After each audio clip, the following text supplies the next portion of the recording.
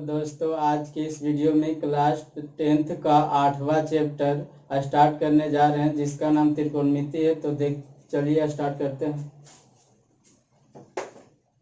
8वां chapter त्रिकोणमिति है। त्रिकोणमिति परिचय, introduction. त्रिकोणमिति अर्थात त्रिकोणमिति 3 शब्दों से मिलकर बना है। त्रि अर्थात 3 और कोण अर्थात कोण और मिति अर्थात माप। इसका शाब्दिक अर्थ होता है 3 कोणों की माप को ही त्रिकोणमिति कहते हैं। या तो इसे हम त्रिकोणमिति को ग्रीक 2 शब्दों से मिलकर बना है। पहला है त्रिगोण, इसका अर्थ है त्रिभुज, और दूसरा है मेट्रोन, इसका अर्थ होता है माप। अर्थात त्रिकोणमिति का शाब्दिक अर्थ समझते हैं कि त्रिकोणमिति का जो अर्थ होता है वह 3 कोणों की माप को ही त्रिकोणमिति कहते हैं। त्रिकोणमिति का परिभाषा हम इस तरह से भी दे सकते हैं कि गणित की वह शाखा है जिसके अंतर्गत हम त्रिभुज के भुजाओं एवं कोणों का अध्ययन करते हैं, उसे हम त्रिकोणमिति कहते हैं। अर्थात गणित की वह शाखा जिसमें त्रिभुज की भुजाओं एवं कोणों का अध्ययन करते हैं, उसे हम त्रिकोणमिति कहते हैं। नेक्स्ट देखते हैं कि समकोण अर्थात जिस त्रिभुज का एक कोण 90 डिग्री का हो, उसे हम समकोण कहते हैं। तो कह रहा है कि समकोण के सामने वाली भुजा अर्थात समकोण के जो सामने भुजा होती है वह कर्ण कहलाती है। नेक्स्ट देखते हैं न्यूनकोण अर्थात जिस कोण का मान 90 डिग्री से छोटा होता है, उसे हम न्यूनकोण कहते हैं। जहाँ न्यूनकोण लिखे हैं, न्यूनकोण के सामने वाली भुजा को लंब अर्थात परपेंडिकुलर लंब कहते हैं। लंब को स्पेलिंग में बोलते हैं परपेंडिकुलर, इसको पी से सूचित करते हैं। आधार अर्थात बेस, आधार को बोलते हैं बेस, इसको इंडिकेट बी से करते हैं। नेक्स्ट है कर्ण को हाइपोटेनस बोलते हैं, इसको हम इंडिकेट एच से करते हैं। आगे देखते हैं दोस्तों, एक त्रिभुज समकोण त्रिभुज लेते हैं। समकोण त्रिभुज ABC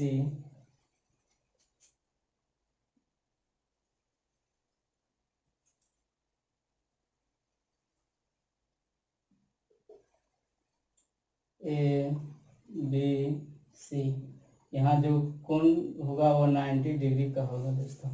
तो ये हम जस्ट बताएं कि समकोण के सामने वाली भुजा अर्थात समकोण के सामने वाली जो भुजा है ये कर्ण कहलाएगा कर्ण।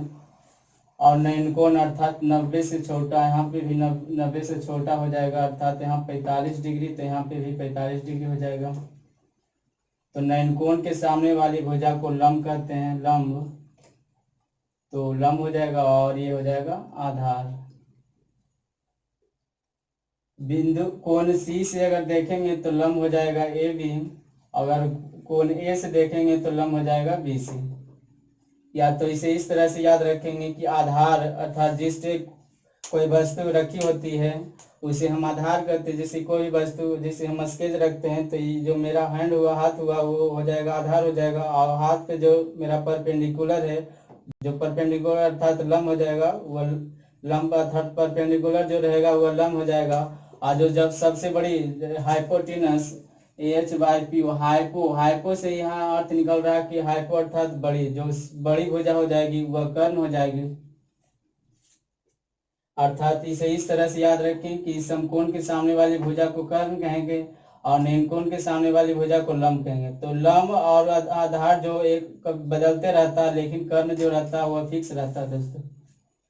एक पढ़े हैं पाइथागोरस प्रमेय। पाइथागोरस प्रमेय कहता है कि समकोण त्रिभुज में कर्ण पर का वर्ग अन्य 2 भुजाओं के वर्गों के योगफल के बराबर होता है। अर्थात कर्ण पर का वर्ग अर्थात कर्ण हो गया AC, तो AC के स्क्वायर बराबर AB के स्क्वायर और प्लस BC के स्क्वायर। तो कर्ण को इंडिकेट हम करते हैं H से, क्योंकि ये हाइपोटेनस होता है। लंब को इंडिकेट करते हैं P से, अर्थात परपेंडिकुलर होता है। आधार को B से इंडिकेट करते हैं क्योंकि बेस होता है। तो कर्ण अर्थात एच का स्क्वायर हो जाएगा एच स्क्वायर बराबर p square plus b square.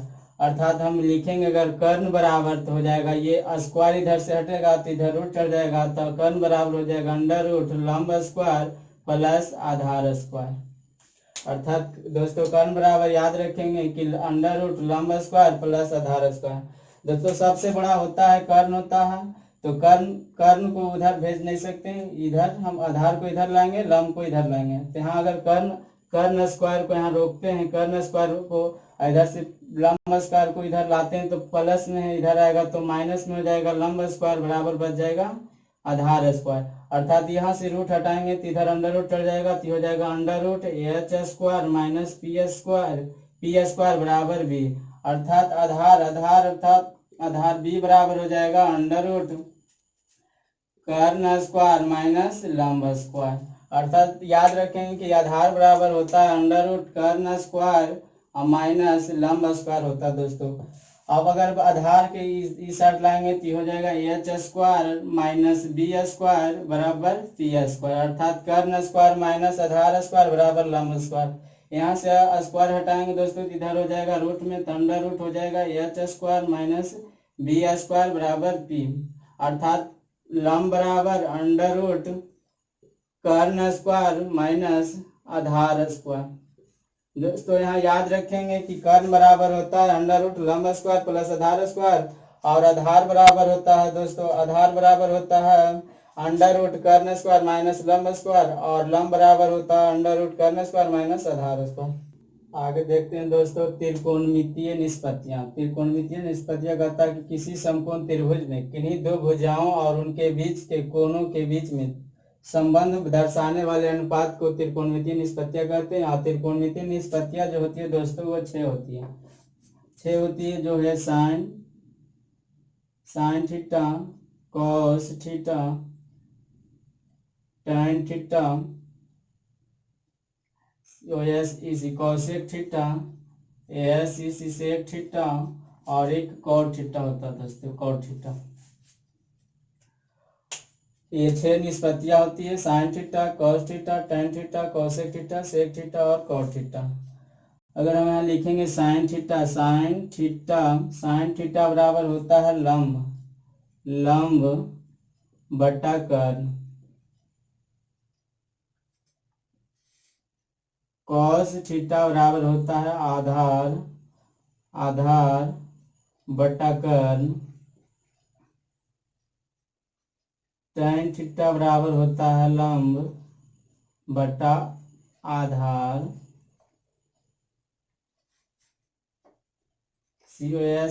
Cosec theta बराबर होता है कर्ण बटा लंब। सेक थीटा बराबर होता है कर्ण बटा आधार। और कॉट थीटा बराबर होता है आधार बटा लंब। दोस्तों यहाँ पे याद रखना है कि साइन थीटा बराबर होता है लंब बटा कर्ण, कॉस थीटा बराबर होता है आधार बटा कर्ण, tan थीटा बराबर होता है लंब बटा आधार, और कॉसेक थीटा बराबर होता है कर्ण बटा लंब, सेक थीटा बराबर होता है कर्ण बटा आधार, और कॉट थीटा बराबर होता है आधार बटा लंब। इसको याद रखेंगे लक्का कला पे, लक्का कला। दोस्तों ल से हो जाएगा साइन थीटा बराबर हो जाएगा ल से हो जाएगा लंब और बटा क से हो जाएगा कर्ण। अर्थात साइन थीटा बराबर याद रखेंगे कि लंब बटा कर्ण। कॉस थीटा बराबर यहाँ हो जाएगा आकार से आधार हो जाएगा आधार, और क से हो जाएगा कर्ण। अर्थात कॉस थीटा बराबर हो जाएगा आधार बटा कर्ण। tan थीटा बराबर हो जाएगा लंब, ल से हो जाएगा लंब और आकार से हो जाएगा आधार। अर्थात tan थीटा बराबर लंब बटा आधार। अब यहाँ लिखना है कोसेक थीटा को इसको उल्टा से लिखेंगे, आकार से हो जाएगा कोसेक थीटा जो होता है इसका उल्टा होता है, तो साइन के उल्टा इसको उल्टा कर देंगे तो कर्ण हो जाएगा ऊपर और लंब हो जाएगा नीचे। कॉस का उल्टा होता है सेक, तो इसको उलट देंगे, कर्ण ऊपर हो जाएगा और आधार नीचे हो जाएगा। tan थीटा बराबर होता है लंब बटा आधार, इसको उलट, tan का उल्टा कॉट होता है, इसको उलट देंगे तो आधार बटा लंब हो जाएगा। दोस्तों नेक्स्ट देखते हैं व्युत्क्रम संबंध। व्युत्क्रम संबंध अर्थात रेसिप्रोकल रिलेशन। रेसिप्रोकल रिलेशन अर्थात व्युत्क्रम अर्थात साइन थीटा का व्युत्क्रम जो होता है COS इसी कॉसेक थीटा होता है, और कॉस थीटा का व्युत्क्रम जो होता है सेक थीटा होता है, और tan थीटा का व्युत्क्रम जो होता है cot थीटा होता है। तो देखते हैं साइन थीटा, तो SIN साइन थीटा बराबर, यहाँ पे साइन थीटा बराबर होता है लंब बटा कर्ण, तो साइन थीटा बराबर लंब बटा कर्ण, तो यहाँ अगर इनको से देखते हैं तो साइन थीटा बराबर लंब बटा कर्ण, लंब अर्थात हो जाएगा AB और बटा कर्ण हो जाएगा समकोण के सामने हो जाएगा कर्ण अर्थात AC हो जाएगा। और साइन का उल्टा कौशिक होता है, तो कौशिक थीटा COS इसी कौशिक थीटा बराबर हो जाएगा, तो साइन थीटा बराबर जो होता है साइन थीटा बराबर होता है लंब बटा कर्ण, तो कौशिक थीटा बराबर हो जाएगा कर्ण बटा लंब, तो यहाँ पे कर्ण हो गया AC और बटा लंब हो जाएगा AB। अब दोनों को गुणनफल कर देते हैं, अगर गुना करते हैं तो यहाँ पे हो जाएगा साइन थीटा इंटू COS इसी Kaushik theta, sine theta into Kaushik theta बराबर इधर भी गुना कर देंगे AB बटा AC और गुना AC और बटा AB। दोस्तों यहाँ पे AC कट जाएगा, AB कट जाएगा, तो यहाँ पे बच जाएगा कि साइन थीटा इंटू COS इसी कौशिक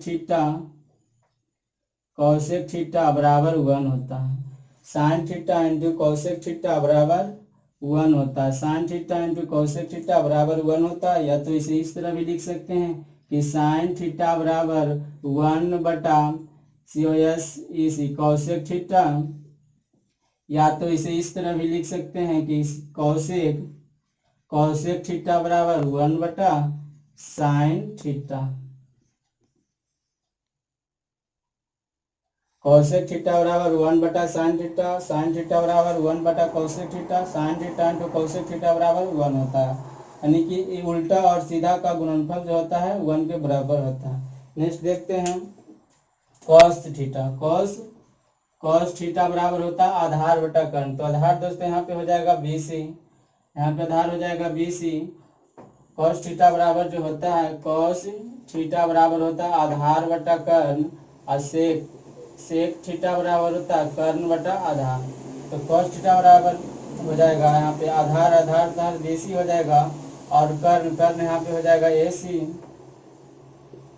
और सेक थीटा अगर लिखते हैं यहाँ पे लिखते हैं सेक थीटा बराबर तो हो जाएगा कर्ण बटा आधार, तो कर्ण यहाँ पे हमारा है AC है और आधार जो है BC, यहाँ पे हो जाएगा आधार BC। अब दोनों का गुणनफल करते हैं तो cos theta into sec theta बराबर हो जाएगा BC बटा AC और गुना AC और बटा BC, यहाँ AC कैंसिल हो जाएगा, BC कैंसिल हो जाएगा, तो यहाँ हो जाएगा cos theta into AC sec theta बराबर हो जाएगा 1, यानी कि यहाँ पे याद रखना है कि cos theta into sec theta बराबर 1 होता है। इसे हम इस तरह भी लिख सकते हैं कि कॉस थीटा बराबर होता है 1 बटा AC sec theta, cos theta बराबर होता है 1 बटा सेक थीटा, या तो यहाँ पे लिख सकते हैं सेक थीटा बराबर 1 बटा कॉस थीटा। ये सूत्र होता है, फार्मूला होता है दोस्तों ये सब।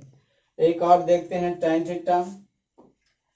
tan थीटा बराबर होता है लंब बटा आधार, tan थीटा बराबर होता है लंब बटा आधार, और cot थीटा बराबर होता है आधार बटा लंब, cot थीटा बराबर होता है आधार बटा लंब, तो tan थीटा बराबर लंब बटा आधार अर्थात लंब हो जाएगा हमारा AB, तो AB हमारा हो जाएगा लंब और बटा हो जाएगा आधार अर्थात BC।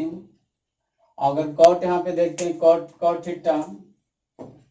cot थीटा बराबर हो जाएगा आधार हमारे यहाँ पे BC है तो BC और बटा यहाँ पे हो जाएगा लंब अर्थात AB, यहाँ पे हो जाएगा AB, तो गुना करते हैं तो गुणन tan theta into cot theta बराबर यहाँ पे हो जाएगा AB बटा BC और गुना BC और बटा AB। यहाँ पे कट जाएगा BC BC AB AB, तो यहाँ हो जाएगा tan theta into cot theta बराबर 1 हो जाएगा यहाँ पे, अर्थात tan theta into cot theta बराबर 1 होता है। tan theta into cot theta बराबर 1 होता है। इसे इस तरह भी लिख सकते हैं कि tan थीटा बराबर जो होता है 1 बटा cot थीटा, tan थीटा बराबर जो होता है 1 बटा cot थीटा, या तो cot थीटा बराबर होता है 1 बटा tan थीटा, 1 बटा tan थीटा। दोस्तों यहाँ पे याद रखना, ये फॉर्मूला याद रखना है कि sin theta into cosec theta बराबर 1 होता है, या तो sin थीटा बराबर 1 बटा cosec थीटा, cosec थीटा बराबर 1 बटा sin थीटा होता है, cos theta into sec theta बराबर 1 होता है, cos थीटा बराबर 1 बटा sec थीटा होता है, sec थीटा बराबर 1 बटा cos थीटा होता है, tan theta into cot theta बराबर 1 होता है, tan थीटा बराबर 1 बटा cot थीटा होता है, cot थीटा बराबर 1 बटा tan थीटा होता है। ये फॉर्मूला होता है, इसे याद रखना है। और ये भी याद रखना कि tan थीटा cot थीटा बराबर 1, यानी कि एक सीधा और एक उल्टा का जो गुणनफल होता है वह 1 के बराबर होता है। आगे देखते हैं दोस्तों भागफल संबंध देखते हैं। यहाँ पे लिखते हैं sin थीटा बराबर होता है, sin थीटा बराबर होता है लंब बटा कर्ण, sin थीटा बराबर होता है लंब बटा कर्ण, cos थीटा बराबर होता है आधार बटा कर्ण। तो sin थीटा बराबर यहाँ पे लिखेंगे तो sin थीटा बराबर हो जाएगा लंब, न्यूनकोण के सामने वाली भुजा ये है तो ये हो जाएगा लंब अर्थात AB, तो लंब हो जाएगा AB और बटा कर्ण समकोण के सामने वाली भुजा कर्ण अर्थात ये हो जाएगा AC, यानी कि sin थीटा बराबर हो जाएगा AB बटा AC। और यहाँ पे देखते हैं cos थीटा बराबर होता है आधार हमारा हो जाएगा BC और आधार और कर्ण हो जाएगा हमारा cos थीटा बराबर आधार बटा कर्ण, तो आधार हो गया हमारा BC और कर्ण हो जाएगा AC। अब इसको हम बटा के रूप में लिखते हैं। अगर लिखते हैं इसको sin थीटा भागफल अर्थात इसको हम cos से भागा दे देते हैं, तो sin थीटा बटा हो जाएगा ये cos थीटा बराबर ही हो जाएगा AB बटा AC और बटा ABC और बटा AC। इसको आगे करेंगे तो हो जाएगा AB और बटा AC और ये AC है जो ऊपर चल जाएगा गुणा में, यानी कि AC और बटा ही हो जाएगा BC। AC यहाँ पे कट जाएगा तो यहाँ पे बच जाएगा ये sin थीटा बटा cos थीटा बराबर AB बटा BC और यहाँ लिखेंगे sin थीटा बटा cos थीटा बराबर, यहाँ पे हम देखेंगे कि AB क्या चीज यहाँ पे है, A और B। AB जो है लंब है, यहाँ पे लिख देंगे लंब, और BC अर्थात यहाँ पे देखेंगे क्या चीज है, तो BC है जो आधार है। तो ये एक होता है tan थीटा बराबर जो होता है लंब बटा आधार होता है आधार, tan थीटा बराबर होता है लंब बटा आधार। यहाँ पर ये लंब बटा आधार है तो इसके जगह हम लिख देंगे tan थीटा, तो tan थीटा लिखेंगे तो ये हो जाएगा sin थीटा बटा cos थीटा बराबर tan थीटा, अर्थात यहाँ पे हो गया कि tan थीटा बराबर, यहाँ पे फॉर्मूला हो गया tan थीटा बराबर sin थीटा बटा cos थीटा। ये एक सूत्र होता है, tan थीटा बराबर sin थीटा बटा cos थीटा। और दे देंगे cos में भागा दे देंगे sin थीटा से। नेक्स्ट यहाँ पे देखते हैं, ये पहला नंबर हुआ। दूसरा नंबर यहाँ देते हैं, इसमें हम cos से भागा दिए हैं और वही cos में sin से भागा दे देंगे, तो यहाँ पे लिखते हैं cos थीटा बटा sin थीटा। यहाँ पे cos थीटा है जो कि cos थीटा बराबर लिखेंगे BC, cos थीटा बराबर लिखेंगे BC बटा AC और बटा sin थीटा बराबर लिखेंगे AB बटा AC और बटा AC। इसको आगे लिखेंगे तो हो जाएगा ये BC बटा AC और गुना में बदल देंगे तो ये हो जाएगा AC बटा AB।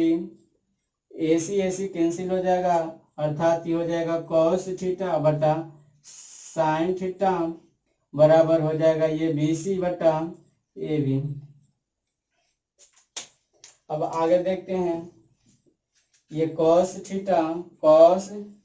थीटा बटा sin थीटा बराबर, यहाँ देखेंगे BC क्या है, तो BC अर्थात आधार है, तो लिखेंगे यहाँ पे आधार।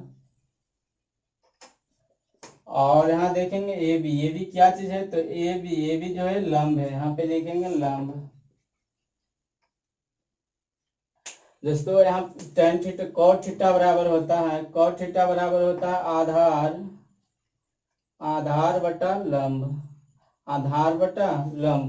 तो यहाँ पे आधार बटा लंब है, तो इसके जगह हम लिखेंगे cot थीटा, यानी कि cos थीटा बराबर sin थीटा cos थीटा बटा sin थीटा बराबर cot थीटा।